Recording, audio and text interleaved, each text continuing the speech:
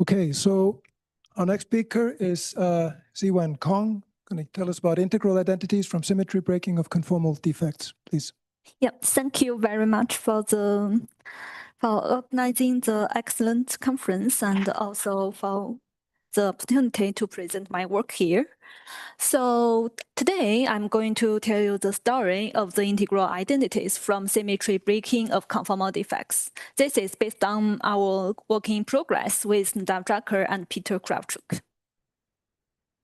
So as we have learned in the previous talks, defects play an important role in many aspects of physics and also in theory.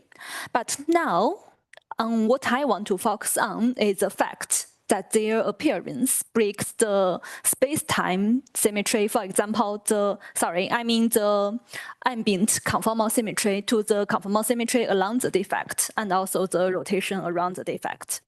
And if the ambient space, the theory is has some flavor symmetries or is supersymmetric, then the flavor symmetries and the supercharges can also be broken by the defect.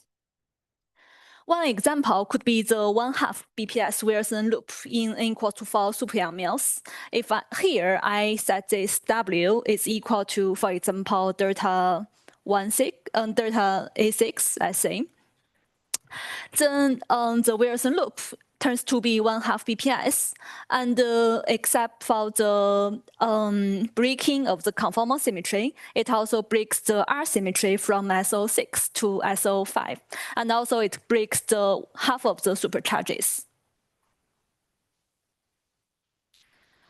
But besides a line defect, we can actually consider the more general cases, which is a defect of dimension P, and we insert it in an ambient dimension D spacetime. So as we know that QFT have some special operators like the stress energy tensor and some flavor symmetry current and also some supercharges for this to describe these global symmetries. And after the insertion of the defect, we find that they induce some special operators constrained to the defects. For example, if the stress energy tensor is broken, then from the conservation equation, we find that on the right-hand side of the equation, the displacement operators appear, and they have the dimension P+1. And for the broken flavor symmetry current, we find the right-hand side to be the the tilt operators. They have the dimension P, which is identical to the dimension of the defect, which means that they are the exactly marginal operators. And both the displacement operators and tilt operators are defined restricted to the defect. Here we show two examples. One is a famous Wilson line in n equals to 4 super-Young mills. And if we want them to be conformal, we can take W to be either with absolute value 1 or with 0. And we find that the displacement operator is a linear combination of the electromagnetic field with the derivative of the scalar, and tilt is like some other scalars, a signal to the choice here. And another case is not supersymmetric, is our own model where the defect that we consider is a magnetic line. So here the displacement is the derivative orthogonal to the defect acting on the scalar, and tilt again is some rotation. And more precisely, we can consider this displacement operator as a variation acting on some local point of the displacement. Well, we can think of the tilt as some rotation of this coupling. So, what is the main question that we want to ask? So just now we have said that there are many broken global symmetries could be the conformal symmetry, the flavor symmetry, the super symmetry, and so on. And we know that the insertion of the defect will break these symmetries, and they introduce some new operators restricted on the defect. So like then what happened? And our result is that these broken global symmetries are captured by the integrated correlators involving displacements and tails, and also, of course, the operator arising from the broken supersymmetry. So to be more precise, let's think of it systematically. So we can think of a defect that breaks a global symmetry group J to a subgroup H. And in general, we can describe this symmetry breaking by some W living in the symmetry breaking coset.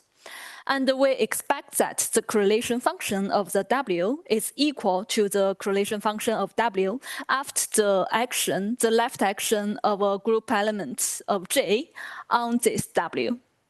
And here we use the H perp to describe an element in the symmetry breaking coset.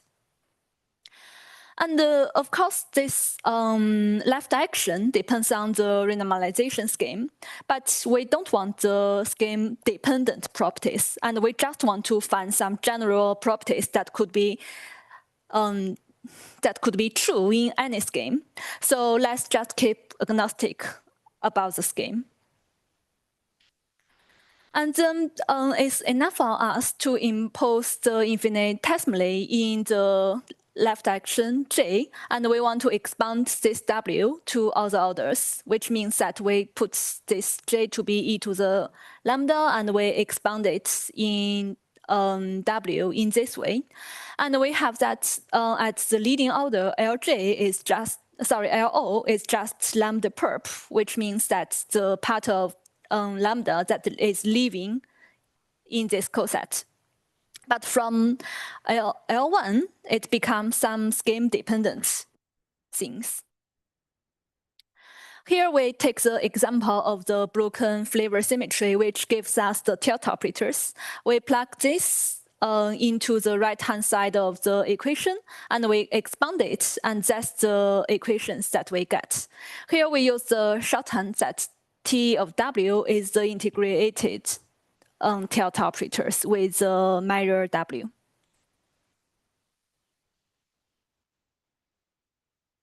So let's take a closer look at these equations. So for a given choice of the renormalization scheme, these equations determines what Ln is. So because we will see it later, and as we have said, these Ln's are scheme dependent. So if we want some scheme independent properties, we can just eliminate these Ln's from these properties and get to obtain the scheme independent identities. And finally, the truth is that these Ln's have to represent the properties of the Lie algebra of the group of J.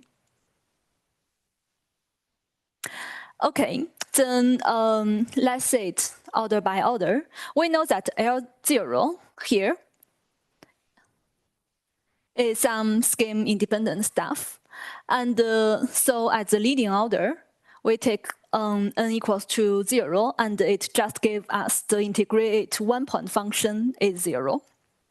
So this is, of course, trivial, because we know that in CFT, the one-point function vanishes. So we can view it as a sanity check. And then let's say the second equation.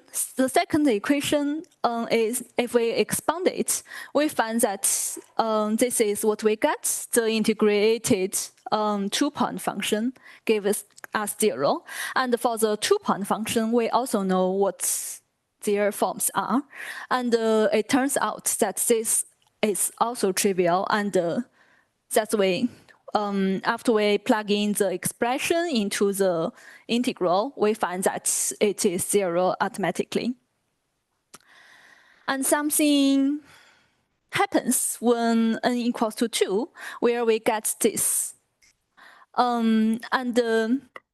Because we don't know what L1 is.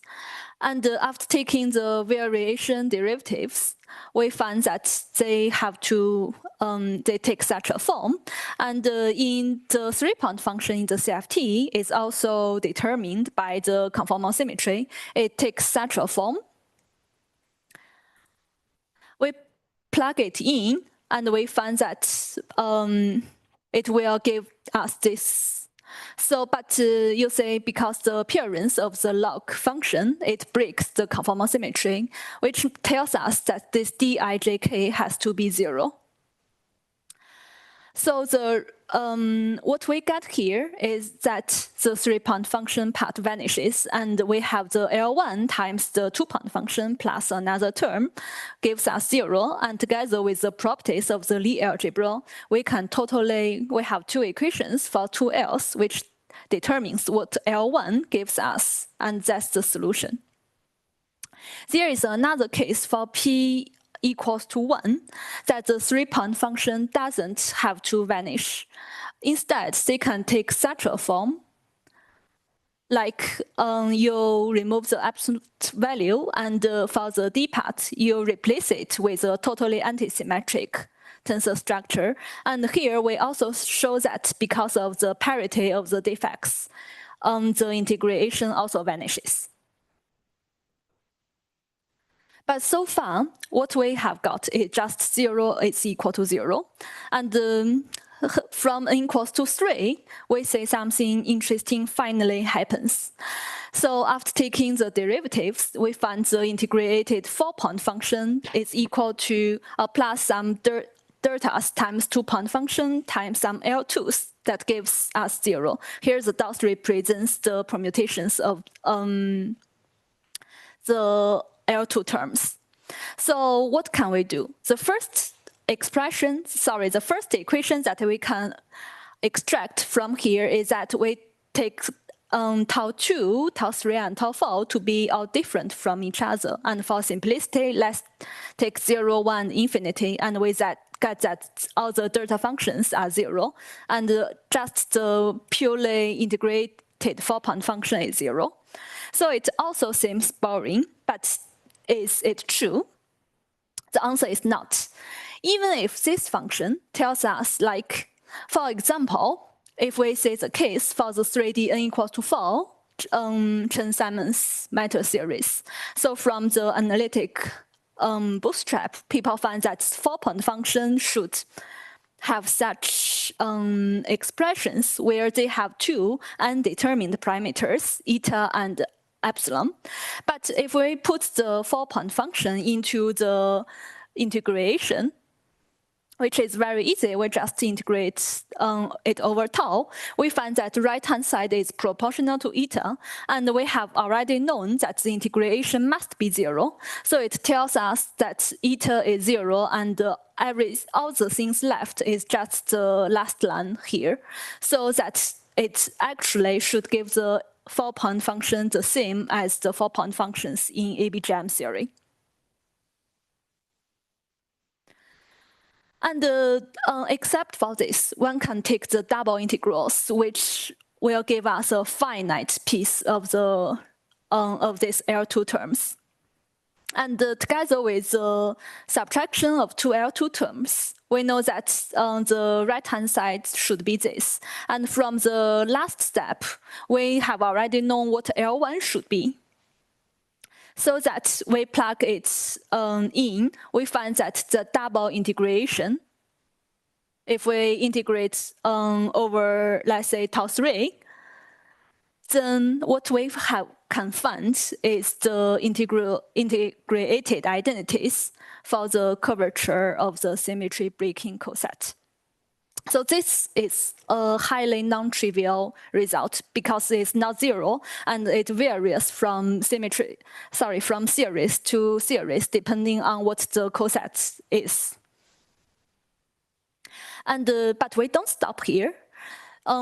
Because this expression is valid for any n, so it actually produces new integral identities for n plus 1 point correlation functions.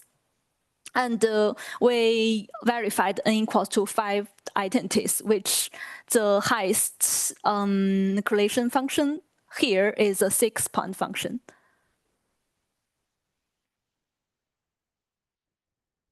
And just now, what we talked about, only the delta operators. And but because of the global symmetry, they are more than the flavor symmetry. And here, what are the limits of our derivation? We will say that except for the trivial identities, which I mean like by integrated the correlators, we get 0, we can find something like this. And here, all this O12 can be any operators arriving from the global symmetries of the space-time symmetry, flavor symmetry, or supersymmetry. And Q12 are the corresponding charges to them, which means these O1s could be displacement tails or the ones corresponding to the supersymmetry. And O1, O prime could be any operators. And here P is a polynomial. And our statement is that this is a very general and highly non-trivial relation between the integrated 4-point function and 2-point functions. And of course, we can also generalize it to the higher point functions. So one special case is a broken conformal symmetry which gives the displacement operator, and that's what we found. And except for this log measure for the p's, there could be some polynomials that we have found here. And when p goes back to 1, they They go back to the cases found in the paper of Gabi, Sylvia, and John. And just now, we take an assumption that ZW is equal to the left action of the group element acting on W. But we don't have to stop here. Instead, we can add the anomaly term.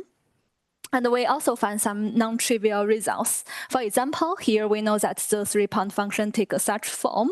And from the anomaly analyze, we find that they have to be quantized. And here is what we get from the 3-point function. Similarly, we also get some conclusions from the integrated 4-point function. So let me wrap up this story.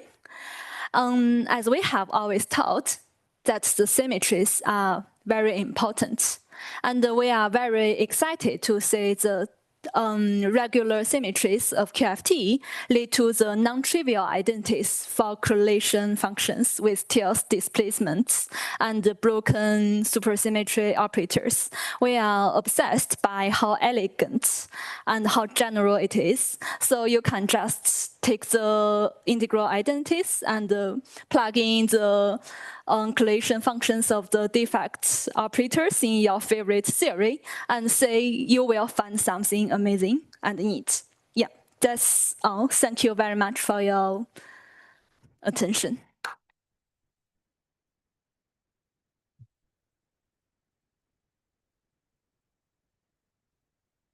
Any questions? Questions?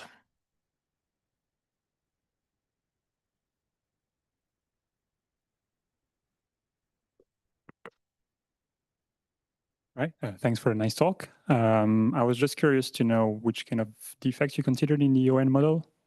You said you in the ON model? In the ON model, yeah, the line defect or the surface defects? The ON model, so far we consider the line defects, the magnetic line. In the epsilon expansion, did you do the large N? Yes, we did the large N. Okay, cool. Thanks. Thank you. Further questions? Sorry, we don't have to consider only the large N cases. For the finite N, I think we also have the examples. Yes, in the epsilon expansion.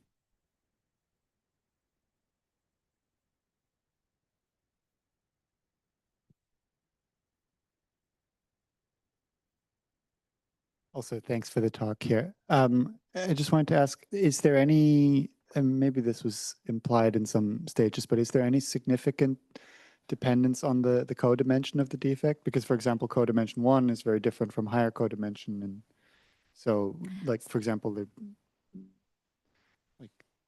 whether or not they're like, well, yeah. So the for the code dimension equals to 1 case, they are somehow like the boundaries and the interfaces, and some like Christopher Herzog at King's, they also studied the cases with the boundaries, and they have checked that our formalism is also valid for the boundary safety. And actually, from the principle, you can say that this should be true for any dimensions, for any dimension of the defects and any dimension of the bulk theory. So as you said, like for the codimension n equals to 1, there might be some extra properties. Like here, when the when the dimension of the defect is equal to 1, you might also find something interesting. For example, the 3-point function doesn't have to vanish. But it's like what I am telling here, when I'm not specifying to some special dimensions, then they are generally true for any defects that are conformal.